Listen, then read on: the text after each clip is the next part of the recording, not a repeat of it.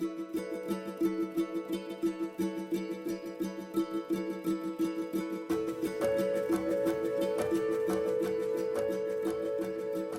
Heather McKim. I live out at Kinglake, Western Victoria.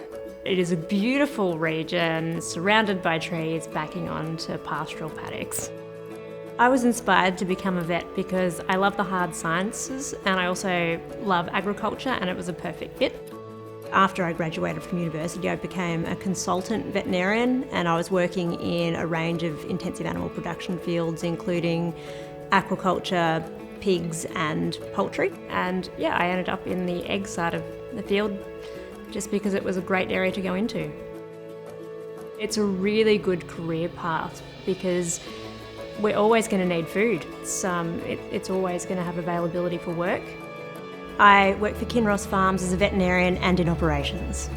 I look after everything from animal welfare, the veterinary aspect, biosecurity and the milling operations side of the business. I'm also on the senior leadership team.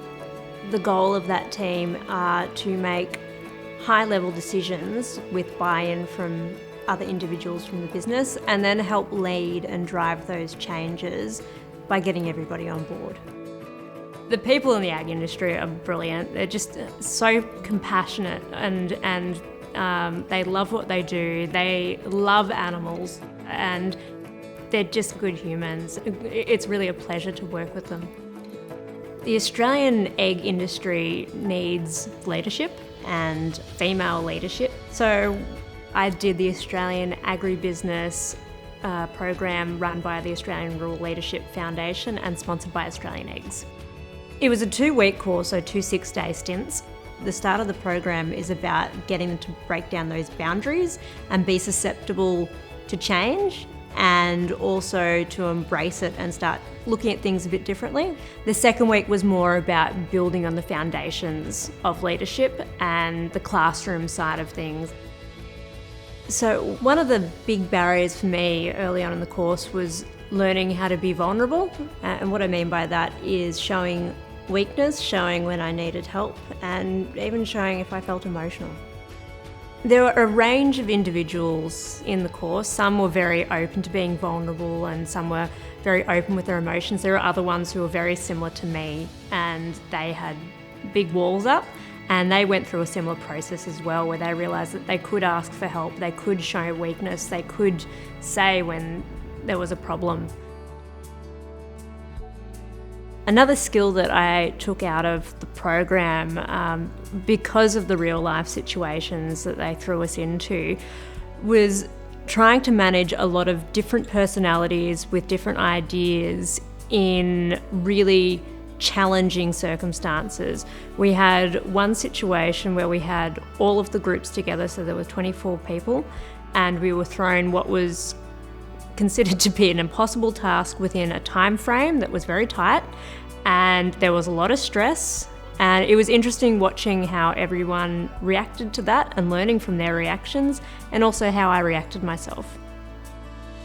The way I reacted to that situation is I made the active decision to do the opposite to what I would normally do. I actually took a step back and let other people step up to lead, where I would have normally tried to take control of that. And that was a learning curve for me because it worked. I didn't need to be involved.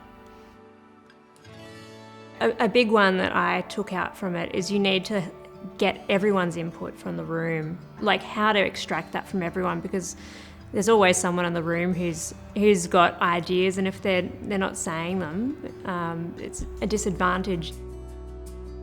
One thing I've learned in the leadership program is communication, and so being able to use analogies and storytelling to be able to, break down a complex issue into something that is understandable and other team members can take on board and then move forwards with is important. Probably one of the big things I got out of this course is that the best way to improve what you do is self-reflection. Further to that, me personally, it was also having other individuals being able to give you constructive feedback.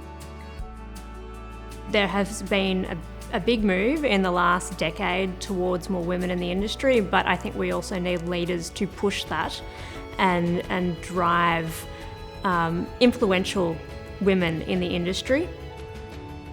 I would like to be a role model for other women to come into the industry, to know that it is a good career path and there is security in it and it is an enjoyable place to work.